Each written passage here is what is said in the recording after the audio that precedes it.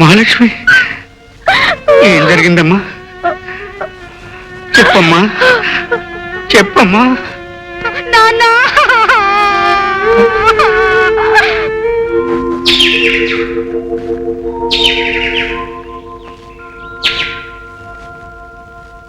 Rangayya, report ఇచ్చావు కదా, ఇక నువ్వేం దిగులు పడకు.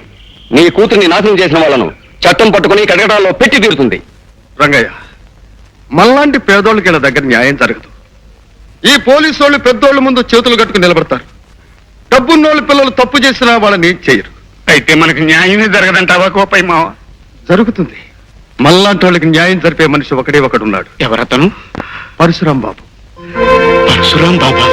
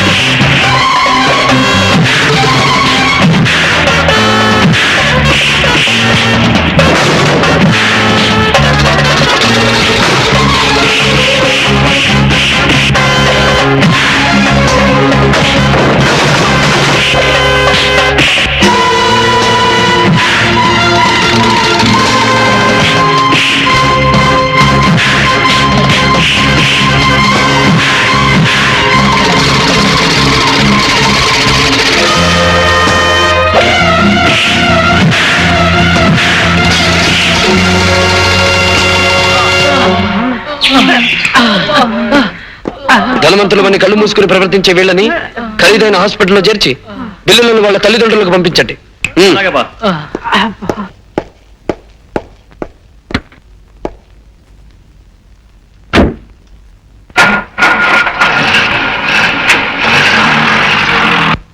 ఏమిటి నువ్వు చెప్పేది? ఆ గోవిందయ్య గాడు ఈ మటన్ కత్తి మస్తాన మాటే కాదంటాడా? కాదన్న వాడి నోటితోనే అవుననిపించాలి. గోవిందయ్య, హోటల్ ఖాళీ చేస్తావా లేదా? ఈ మస్తాన్ దాదా ఈ సెంటర్ లో ఈ స్థలం మీద మోజుపడ్డట్టు ముందుగానే కబురు పెట్టాడు. ఇంకా ఖాళీ చేయలేదు. నా కుటుంబం బతుకుతున్నది ఈ హోటల్ మీద. పైసా పైసా కూడబెట్టి స్థలం కొన్నాను, ఈ హోటల్ కట్టుకున్నాను. ఇప్పుడు దీన్ని నీకు అప్పగించాలా? చస్త ఖాళీ చేయను. ఖాళీ చెయ్యకపోతే చేయిస్తాం బే. ఎలాగో తెలుసా? ఇలా చెప్పండి.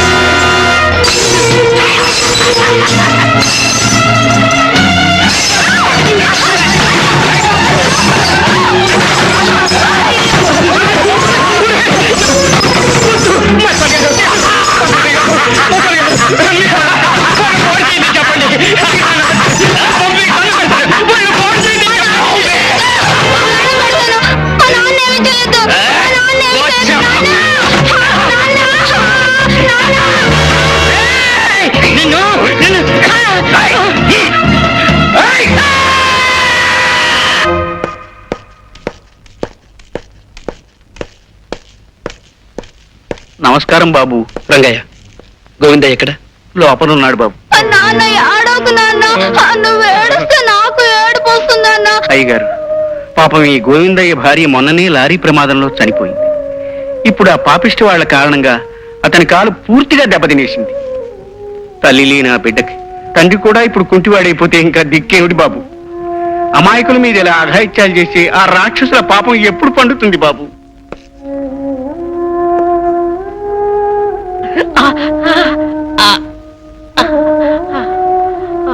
సిస్టర్, సార్, ఇతని తక్షణ ఆపరేషన్ థియేటర్ చేర్చే ఏర్పాట్లు చేయండి. వెంటనే కాల్ ఆపరేట్ చేసి తీసేయాలి. మా నాన్నగారు కాల్ తీయడానికి వీల్లేదు. డాక్టర్ గారు, మీకు దండం పెడతాను, మా నాన్నగారు కాల్ తీసేయొద్దు. తీసేకి తప్పదు బాబు, లేకపోతే కాలు కుళ్ళిపోయి శరీరం అంతా విషం వ్యాపించి ప్రాణానికే ముప్పు రావచ్చు. డాక్టర్, ఎస్, గోవిందయ్య కాలు తీసేయడానికి వీల్లేదు. అతని ప్రాణానికి ప్రమాదం జరగడానికి అంతకంటే వీల్లేదు. వెంటనే foreign return chief surgeon doctor ముఖర్జీకి కబురు చేయండి. వాట్? ఇండియాలో కల్లా పెద్ద సర్జన్ డాక్టర్ ముఖర్జీని ఈ కేసు కోసం పిలవమంటారా? ఆయన ఎందుకు వస్తారు సార్? వచ్చి తీరతాడు. పిలిచింది పరశురామన్ తెలిస్తే డాక్టర్ ముఖర్జీయే కాదు, దేవుడైనా దిగి వస్తాడు. Keshava, yes boss. గోవిందయ్య మీద ప్రతాపం చూపించిన ఆ మనుషులెవరు? మస్తాన్ ముఠా మనుషులు బాస్.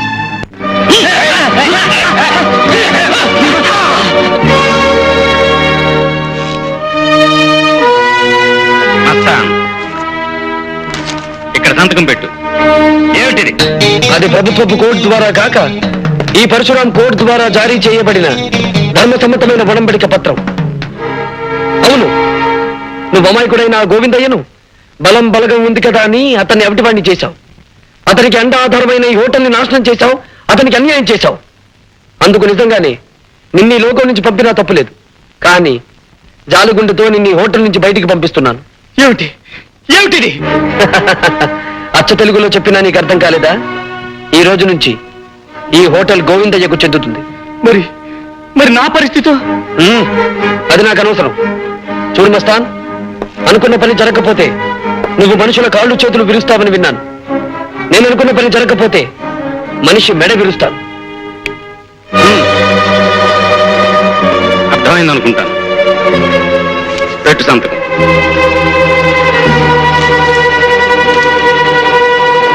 కేశవ, వెళ్ళి కాడు సిద్ధం చెయ్యి. ఎక్కడికి వెళ్ళాలి బాస్? ఆ పంకజ్ ఇంటికేనా? తెలిసి కూడా ఎందుకు అడగడం కేశవ? మీకంటే వయసులో పెద్దవాడిని. కొన్నాళ్ళుగా మీతో ఒక్క మాట చెప్పాలనుకుంటున్నాను. తప్పుగా అనుకోరు కదా? చెప్పు కేశవ, చెప్పు. ఏం లేదు, డబ్బుతో కొనుక్కునే ఆడదాని పొందులో మగాడికి సుఖం దొరుకుతుందేమో గాని శాంతి దొరకదు. అందుకే నా మాట విని మీరెవరైనా ఒక చక్కటి అమ్మాయిని చూసి పెళ్లి చేసుకుంటే. కేశవ, పెళ్లి అనే పదం వింటే నా గుండె మండే కొండలా మారిపోతుంది. బాధ పెట్టే గతం మళ్ళీ నాకు గుర్తొస్తుంది. ఇంకెప్పుడు ఆ విషయం నా దగ్గర తీసుకురావద్దు కేశవ, తీసుకురావద్దు. కొన్ని మర్చిపోవడం కోసమే సొమ్ముతో కొన్న ఈ ఆల్కహాల్ని, ఆడదాన్ని నమ్ముకోవాల్సి వస్తుంది. వెలుగు చీకట్ల మధ్య, ఆటుపోటుల మధ్య ఇలాగే సాగిపోతూ అంతమవ్వాలి బ్రతుకు. అర్థమైందా? అలాగే బాస్.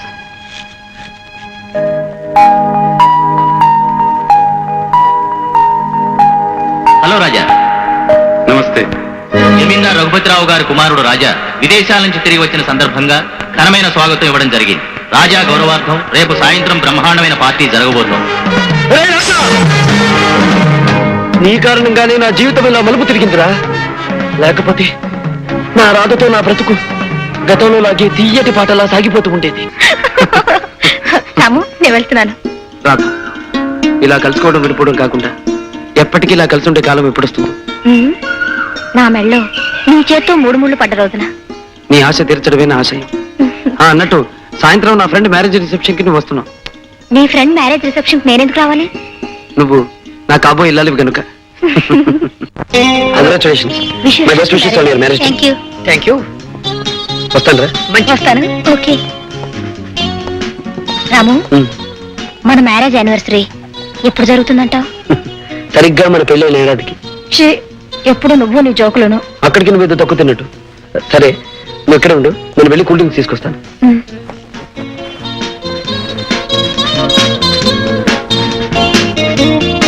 Hello beauty. ఎవరు నువ్వు?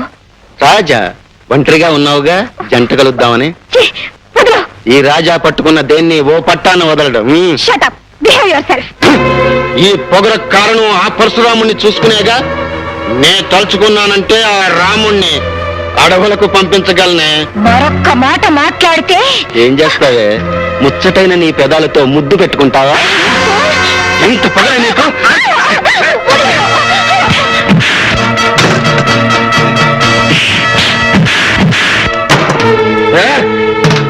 ఒంటరిగా ఉన్న ఆడదాని మీద చేయి చేసుకోవడం మగతనం కాదురా. నీకంతగా ధైర్యం ఉంటే నాతో చూసుకోరా.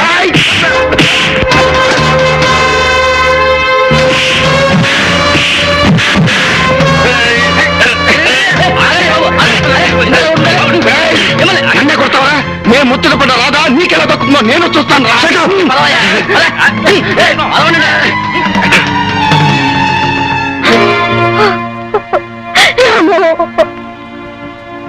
రాధ, ఇంకా ఎందుకలా నీలో నువ్వు బాధపడతావు?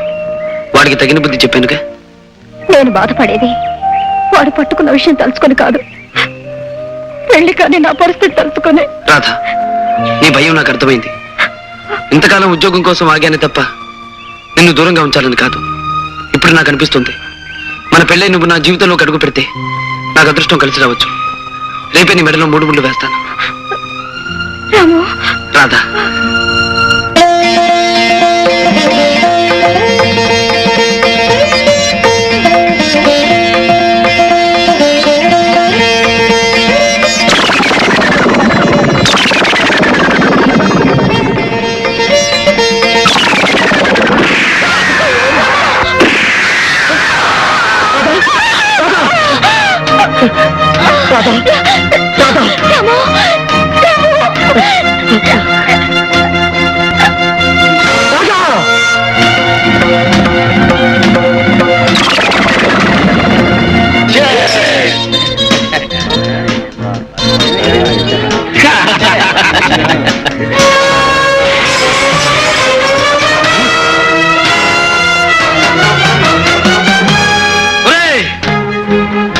మనిషిలాగా మగాడిలాగా ధైర్యంగా ముందుకొచ్చి దెబ్బతీయలేక చాటు నుంచి తుపాకీతో కాల్చి నా ప్రాణానికి ప్రాణమైన రాజు ప్రాణం తీసిన నిన్ను నేను వదలరా.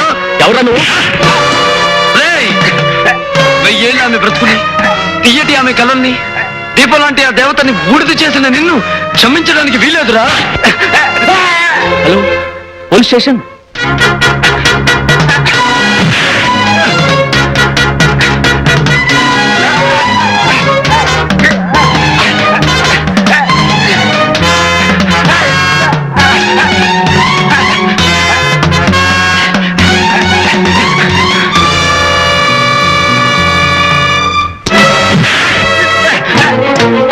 ఈ పరశురాముడి చేతుల్లో నుంచి నువ్వు తప్పించుకోలేవు.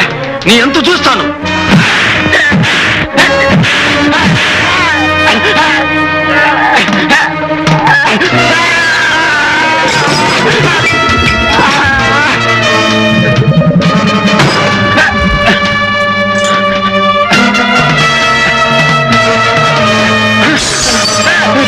చంపదు మిస్టర్. పట్టపగలు పెద్ద మనిషి ఇంట్లో ప్రవేశించి హత్య చేయాలనుకుంటున్నావా? ఎంత ధైర్యం నీకు? ఇన్స్పెక్టర్, దోషిని నేను కాదు. పట్టపగలు పవిత్రమైన ఆలయం ముందు కొత్త పెళ్లి కూతురిని దయాదాక్షిణ్యం లేకుండా దారుణంగా హత్య చేసిన అంతకుడు వాడు. నేరస్తుడిని నేను కాదు ఇన్స్పెక్టర్, వాడు వాడు. షటప్, అవశ్యం.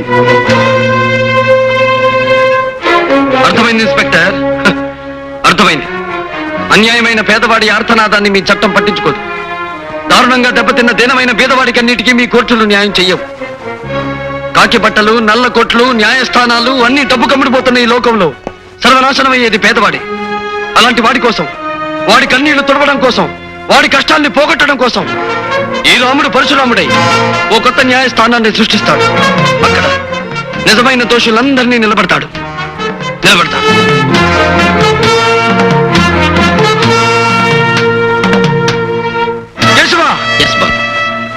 జమీందార్ రఘుపతిరావు కొడుకు రాజా గౌరవార్థం రేపు వాళ్ళ ఇంట్లో పండుగ జరగబోతోంది. ఆ పండుగలో రాజా ఉండకూడదు. ఆ సమయానికి వాడు ఈ పరశురాం న్యాయస్థానంలో ముద్దాయిగా నిలబడి ఉండాలి. అండర్స్టాండ్? Yes boss. బాబు రాజా, నువ్వు ఫారిన్ నుండి వచ్చిన శుభ సందర్భంలో నిన్ను కలవాలని మన ఫ్రెండ్స్ అందరూ ఎదురు చూస్తున్నారు. నువ్వు త్వరగా రావాలి. మీరు పదండి డాడీ, నీ వెనకే వచ్చేస్తాను.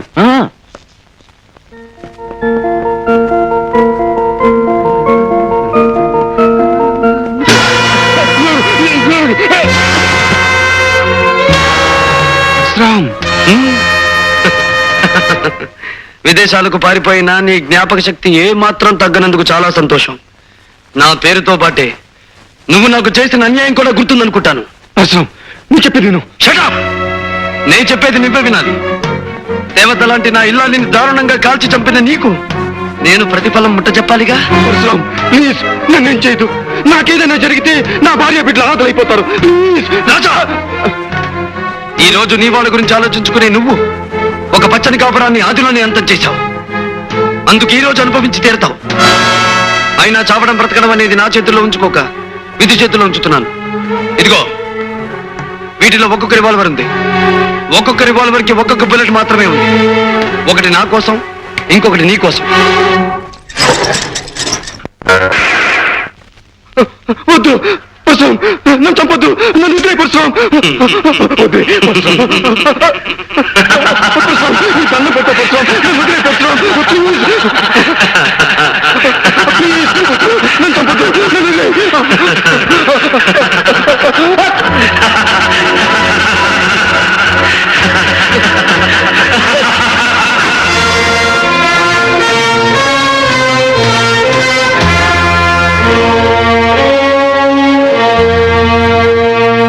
పరశురాం, పరశురాం, పరశురాం. ఎవడి పరశురాం? న్యాయాన్యాయాలు తీర్పు చెప్పే అధికారం ఇతనికి ఎవరిచ్చారు? తనకు నేరస్తు అనిపించే వాళ్ళను శిక్షించే హక్కు ఇతనికి ఎక్కడిది?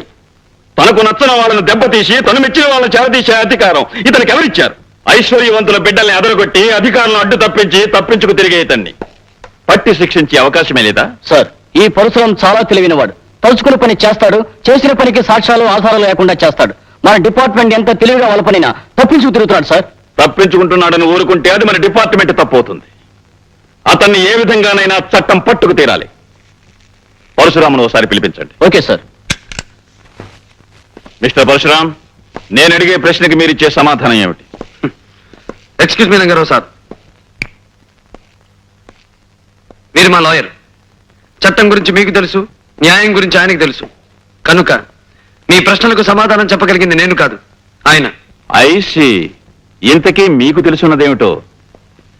ఒకే మాటతో ఒకే బాటలో నీటుగా సూటిగా నడిచిపోవడమే నాకు తెలుసు. నేను వెళ్ళి రావచ్చుగా? You can go. Thank you sir.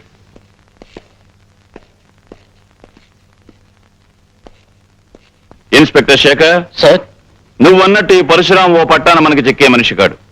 ఇతని కేసు హ్యాండిల్ చేయగలిగిన వాడు ఒక్కడే ఉన్నాడు. ఎవరు సార్?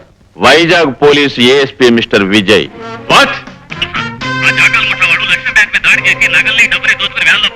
నేను వెంటనే బయలుదేరొస్తున్నాను. I will smash those bastards.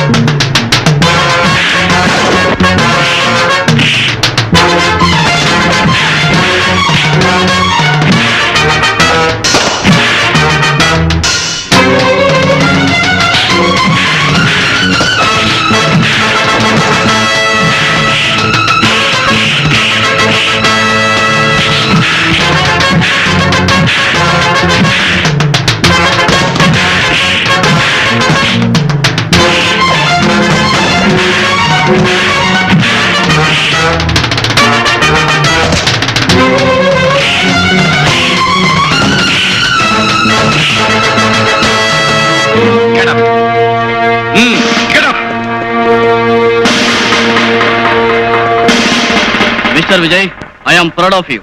ప్రజల్లో పోలీస్ డిపార్ట్మెంట్ పరపతిని పరువుని పెంచే నీలాంటి పోలీస్ ఆఫీసర్ను చూసి గర్వపడుతున్నాను. నీ సాహసాన్ని గుర్తుగా మన డిపార్ట్మెంట్ తరపున నీకు ఈ బంగారు పథకాన్ని కానుగ్గా అందిస్తున్నాను. Thank you very much. ఈ బంగారు పథకం నా బాధ్యతని మరింత పెంచింది. బాధ్యత ఎంత పెరిగినా దాన్ని నువ్వు సక్రమంగా నిర్వర్తిస్తావనే నమ్మకం నాకుంది mister Vijay. Thank you sir. But one thing, ఇక నుంచి నీ విజయాలు వినటమే తప్ప చూసి ఆనందించే అవకాశం నాకు లేదు. అదేమిటి సార్? విజయ్, నిన్ను ట్రాన్స్ఫర్ మీద హైదరాబాద్ పంపమని సెంట్రల్ గవర్నమెంట్ నుంచి ప్రత్యేకమైన ఆర్డర్స్ వచ్చాయి. హైదరాబాద్ ట్రాన్స్ఫరా? అవును, ఎవరూ సాల్వ్ చేయలేని ఒక ముఖ్యమైన కేసు విషయంలో నిన్ను అక్కడికి పంపించమని అక్కడ మన డిపార్ట్మెంట్ నుంచి రిక్వెస్ట్ వచ్చింది.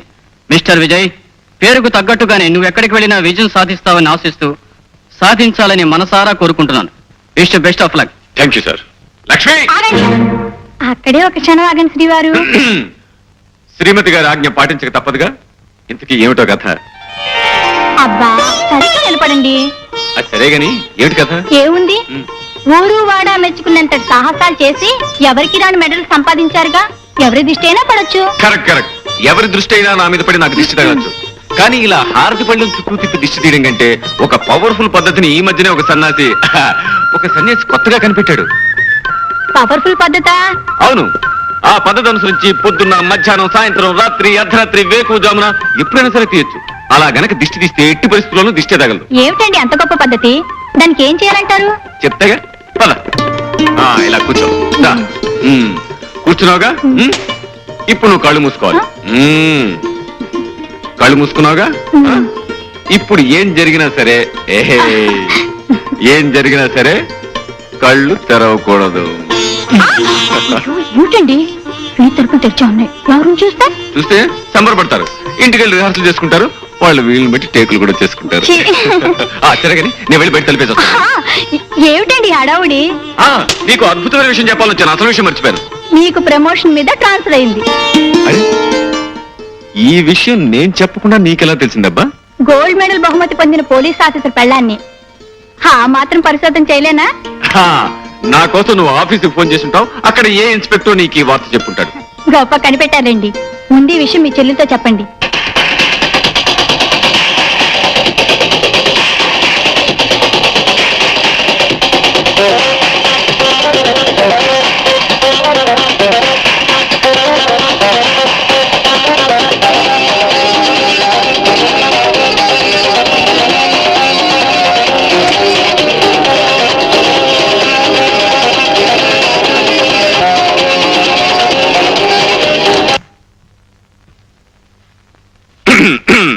ఏమిటన్నయ్య, ఎందుకు ఆఫ్ చేసావు?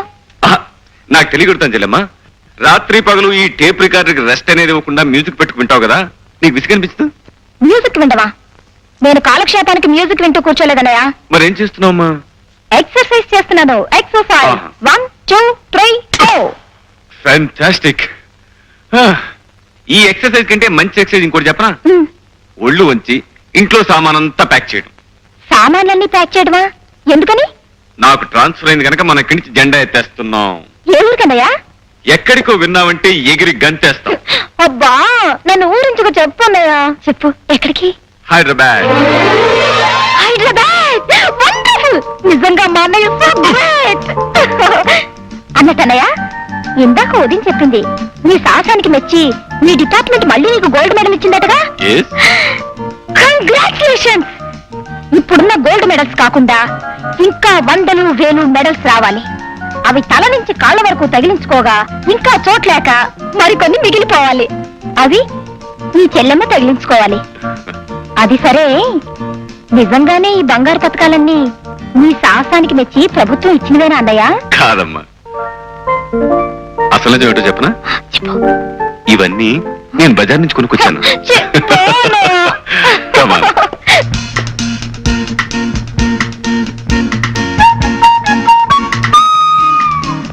పంకజం, తీయటి నిద్రలో కనిపించే అందమైన స్వప్నం లాంటి అందగత్తె నాకు నచ్చింది. నా మనసు మెచ్చింది. పరశురాం బాబు, తమరికి మాయ ఉందో మంత్రం ఉందో తెలియదు గాని ఎవరు చెప్పకుండానే దాని పేరు స్వప్న అని చెప్పేశారు మీరు. కరిగిపోని ఈ స్వప్నాన్ని కలకాలం నా కళ్ళల్లో నిలుపుకోవాలనుకుంటున్నా. అందుకని 50,000 ఇస్తాను. ఏమంటావు? నేను 60,000 ఇస్తాను. పోని 70,000, 80,000, 80,000, 80,000. ₹1,00,000 ఇస్తాను. ₹1,00,000? గురు, ఓ సలహా. వాడి ఊరికే పెద్ద పేరు మూసిన గోండా వాడితో పోటీ పడితే కోటింగ్ ఇచ్చేయగలడు. ఏం పంకజం, ₹1,00,000 బేరం కుదిరినట్టేగా? బాబు గారు, తమరు బేరం ఆడినా సరసం ఆడినా కాదని గుండె ఎవరుకుంది? మీరు సరే అంటే చాలు, సాయంత్రానికల్లా మా స్వప్నని మీ బంగ్లాకు పంపించేస్తాను. పంకజం, అందమైన కళ ఆనందమైన సమయంలో వస్తేనే అందం చందం. 4 రోజుల్లో రాబోయే నా పుట్టినరోజు నాటికి స్వప్న నా కానుకగా అందాలి. మ్మ్. ఉం? Mister Vijay, yes sir. ఇది పరశురాముకు సంబంధించిన ఫైల్. సాక్ష్యాలు లేకుండా అతని మీద బనాయించిన కేసుల గురించి, ఆధారాలు లేకుండా అతని మీద ఇచ్చిన రిపోర్ట్ల గురించి, రుజువులు లేకుండా అతను చేసిన పనుల గురించి ఇందులో అన్ని వివరాలు ఉన్నాయి. Okay sir. నీ ఉద్యోగాన్ని, నీ కర్తవ్యాన్ని, నీ బాధ్యతను దృష్టిలో ఉంచుకొని సాక్ష్యాధారాలతో అతన్ని అరెస్ట్ చేస్తామని ఆశిస్తున్నాను. ఈ బాధ్యత నిర్వర్తించడంలో అవసరమైతే నా ప్రాణాలు సైతం లెక్క చేయనని ప్రమాణం చేస్తున్నాను sir. Best of thank you sir.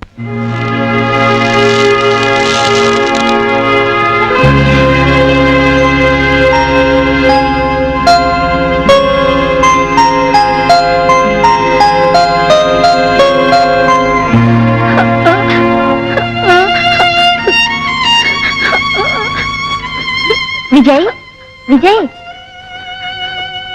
నువ్వు స్కూల్కి వెళ్ళొచ్చురా. ఫీజు కట్టకపోతే స్కూల్కి ఎలా రానిస్తారా? విజయ్, నీ ఫీజు కట్టేశాను రా. రాము, నీ ఫీజు కట్టకుండా నా ఫీజు. విజయ్, నువ్వు బాగా చదువుకొని పెద్ద ఆఫీసర్ అవ్వాలరా. రాము, రాము,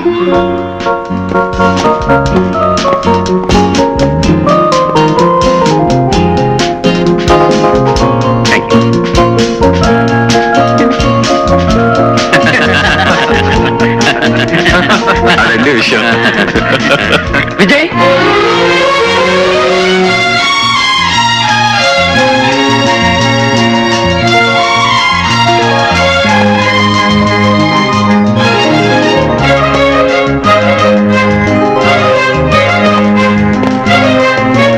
రాము, విజయ్, రాము, విజయ్, ఒరే రాము, విజయ్. రాము. చేతగాని హైదరాబాద్ పోలీస్ శాఖ నీ చేత నా చేతులకు సంఖ్యలు వేయించాలని వైజాగ్ నుంచి నిన్ను పిలిపించిందన్నమాట. ఆ విషయం నీకెలా తెలుసు? చట్టం నేరం కలిసి ఆడే ఈ చదరంగంలో మేం వేయబోయే ఎత్తు పోలీసులకి, పోలీసులు వేయబోయే ఎత్తు మాకు ముందుగానే తెలియడం మామూలే విజయ్. రాము, నా జీవితంలో ఎవరి వలన దేని వలన ఎదురుకాని కఠిన పరీక్ష ఇప్పుడు నీ వల్ల నాకు ఎదురవుతుంది. విజయ్, అవును, ఈ విజయ్ జీవితంలో స్నేహం చేసింది పేదరికంతో, చదువు సంఖ్యలతో, వృత్తి ధర్మంతో, ప్రాణానికి ప్రాణమైన ఈ పరశురాంతో.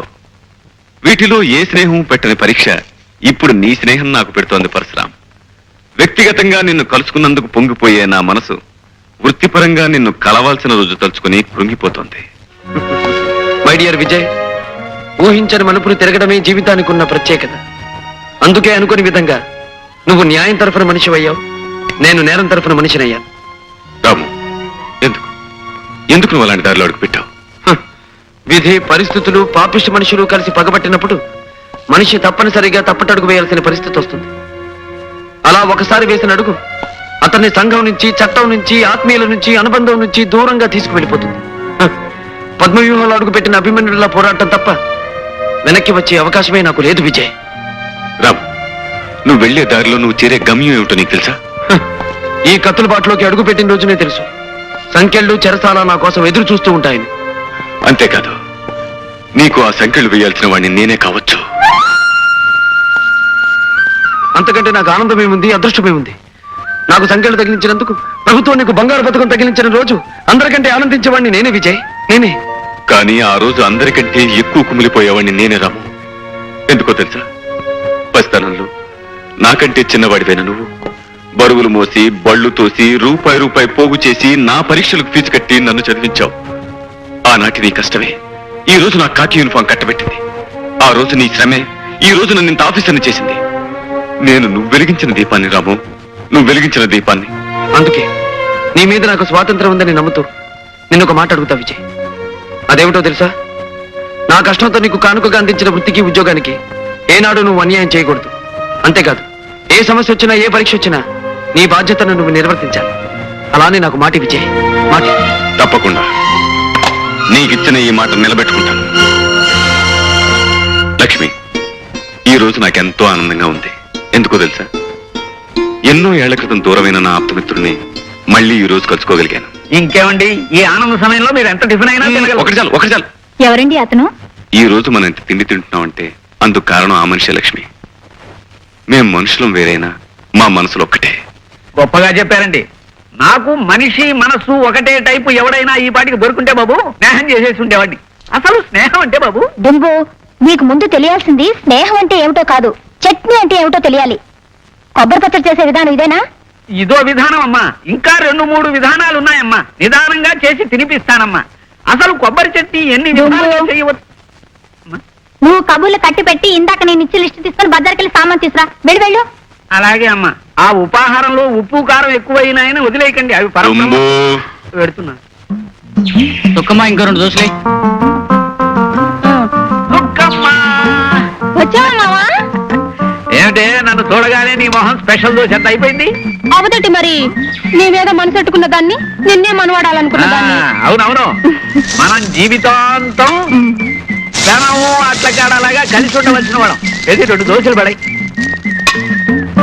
తిను మావా. మావా, నన్ను కట్టుకుంటే నా దోస్త్ తింటూ నాతో ఉంటూ బతుకంతా చక్కగా గడపొచ్చు.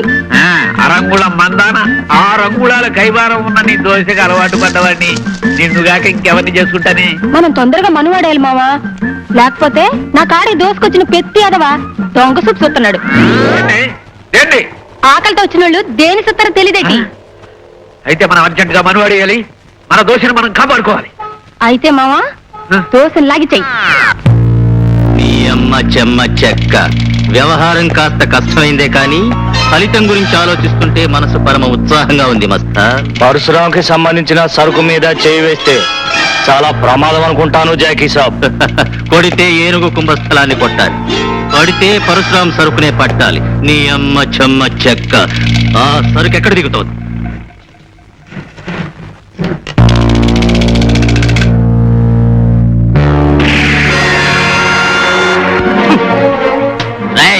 నీ అమ్మ చెమ్మ చెక్క. కదిలారంటే తలకాయలన్నీ పుచ్చకాయల్లా పేలిపోతాయి. రై పీటర్, బాస్. ఆ మిగిలిన సరుకంతా లారీలో లోడ్ చేయించి మన స్థావరానికి చేర్పించు. Okay boss.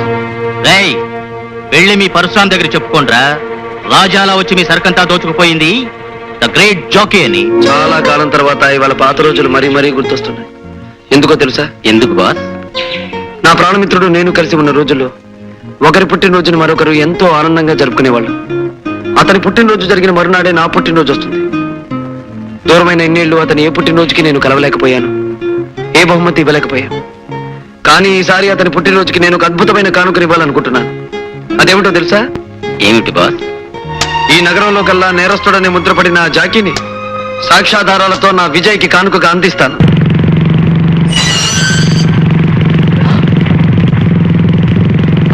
ఇన్స్పెక్టర్ వస్తాడు.